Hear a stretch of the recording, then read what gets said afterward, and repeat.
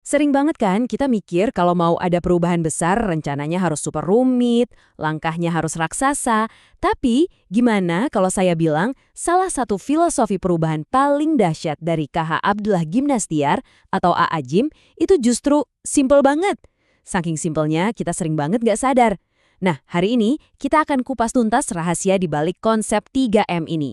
Pernah nggak sih ngerasa pengen banget deh berubah jadi lebih baik, tapi stuck, bingung mau mulai dari mana? Rasanya tuh kayak kejebak di situ-situ aja, ya kan? Keinginannya gede banget, tapi buat ngambil langkah pertama aja rasanya berat banget. Nah, kalau Anda pernah ngerasa gitu, tenang, Anda nggak sendirian kok. Dan ternyata, iya, jawabannya itu mungkin bukan ada di rencana-rencana besar yang jelimet dan bikin pusing. Tapi justru ada di sesuatu yang kecil, sederhana, dan benar-benar bisa kita pegang sekarang juga. Dan inilah dia konsep 3M dari AA Gym, sebuah filosofi keren yang ngajarin kita kalau perubahan sejati itu lahirnya dari tindakan yang sederhana, konsisten, dan tulus. Jadi ini bukan soal seberapa gede lompatan yang kita buat, tapi soal seberapa tulus niat kita di setiap langkah-langkah kecil itu.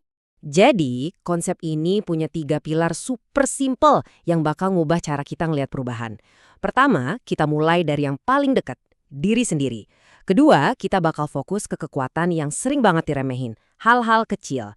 Dan yang terakhir, kita bakal lawan musuh terbesar kita semua, yaitu menunda-nunda, dengan cara mulai dari sekarang juga. Nah, 3 pilar ini nih yang jadi peta jalan kita hari ini. Oke, kita mulai dari fondasinya ya. Pilar pertama, mulai dari diri sendiri. Kenapa sih harus mulai dari sini? Simple, karena disinilah semua perubahan yang beneran nyata dan tahan lama itu berakar. Artinya apa sih? Gini, stop deh berharap orang lain atau keadaan di sekitar kita yang berubah duluan. Karena transformasi yang paling sejati, yang paling bisa kita kontrol itu, ya selalu dimulai dari satu orang. Siapa? Diri kita sendiri. Terus prakteknya gimana sehari-hari? Gampang kok. Daripada sibuk ngeluh, mending energinya kita pakai buat perbaiki diri. Daripada nuntut-nuntut harus ada role model, kenapa nggak kita aja yang coba jadi role model itu? Dan daripada nunggu momen sempurna yang entah kapan datangnya, mending kita siapin diri biar siap ngadepin kondisi apapun. Dan prinsip ini ternyata punya landasan spiritual yang kuat banget. Sebagaimana firman Allah dalam Al-Quran, sesungguhnya Allah tidak akan mengubah keadaan suatu kaum sampai mereka mengubah keadaan yang ada pada diri mereka sendiri. Wow, ini tuh kayak penegasan ya, kalau kunci perubahannya itu ya ada di tangan kita masing-masing. Oke, sekarang kita udah sadar nih, perubahan itu mulainya dari diri sendiri. Terus pertanyaannya, langkah kayak gimana yang harus diambil? Nah, disinilah pilar kedua masuk, mulai dari hal yang kecil. Ini jawaban telak buat kita-kita yang sering mikir kalau mau berbuat sesuatu itu harus yang besar, yang heboh, biar berarti. Jadi, intinya gini, jangan pernah nunda kebaikan cuma gara-gara kita mikir, ini kan cuma hal sepele. Kenapa? Karena Tuhan itu nggak ngelihat seberapa gede amalan kita, tapi seberapa tulus hati kita di baliknya. Justru, seringkali dalam hal-hal kecil itulah tersimpan keikhlasan yang paling murni.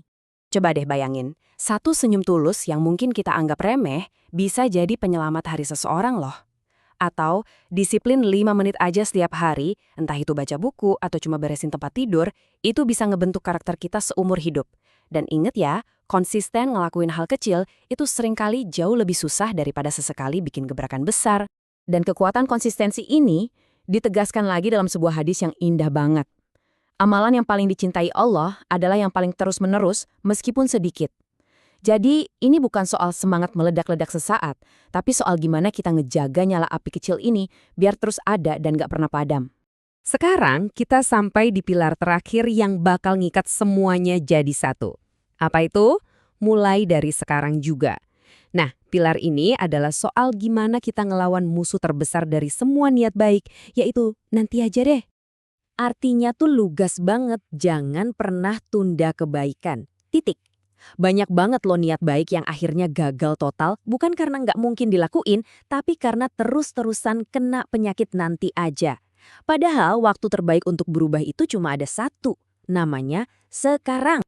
Dan akibatnya nyata banget. Kebaikan yang kita tunda biasanya nggak akan pernah kejadian.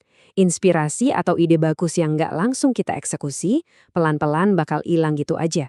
Makanya, jauh lebih baik bertindak hari ini biarpun belum sempurna daripada nungguin kesempurnaan yang nggak pernah datang. Bahkan Al-Quran pakai kata yang powerful banget. Maka, berlomba-lombalah dalam kebaikan. Coba deh perhatiin, bukan cuma jalan, tapi berlomba. Ini seolah-olah ngasih tahu kita kalau setiap detik untuk berbuat baik itu berharga banget dan harus kita rebut. Oke, teorinya keren banget kan? Tapi gimana sih wujudnya di dunia nyata? Nah, biar lebih kebayang, yuk kita lihat gimana konsep 3M ini jadi hidup lewat sebuah cerita yang super sederhana. Cerita tentang sebuah sapu. Bayangin ya, di sebuah pesantren kecil, pas udara pagi masih dingin dan teman-temannya masih pada tidur, ada satu santri pendiam yang udah bangun. Tiap hari, tanpa ada yang nyuruh, dia ngambil sapu lidi dan mulai nyapu halaman pesantren. Tindakan yang simpel, sunyi, dan gak ada yang lihat. Dan di sini, pilar pertama langsung kelihatan jelas. Dia nggak nunggu disuruh sama kiainya. Dia nggak ngeluh soal daun-daun yang berantakan atau teman-temannya yang masih tidur.